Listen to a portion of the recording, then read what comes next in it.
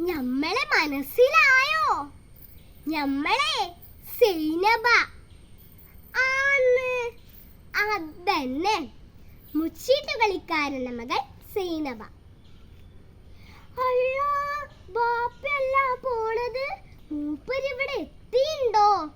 റബ്ബേ, ഇതെപ്പളേനി കാണണ്ട. അതാ പുറത്തേക്ക് പോകണം. പൊയ്ക്കോട്ടെ പൊയ്ക്കോട്ടെ. ഹാവ്, സമാധാനമായി. അതെന്താണെന്നറിയോ? നമ്മളെ വെട്ടി നുറുക്കി കോഴി ബിരിയാണി വെക്കുന്നു പറഞ്ഞ് നടക്കാ മൂപ്പര്. എന്തിനാ? നമ്മള് മുത്തപ്പാനെ നിക്കാഹ് കഴിച്ചതുകൊണ്ട്. മൂപ്പരിക്കാണെങ്കിൽ നമ്മളെ കെട്ടിയോനെ കണ്ണെടുത്താ കണ്ടൂടാ. നിങ്ങൾക്കറിയാലോ എന്തൊക്കെ പുക്കാറുണ്ടാക്കിയിട്ടാ നമ്മളെ മുത്തപ്പാനെ കെട്ടിയതെന്ന്. ഇപ്പൊ ദേഷ്യം മുഴുവനും നമ്മളോടാ.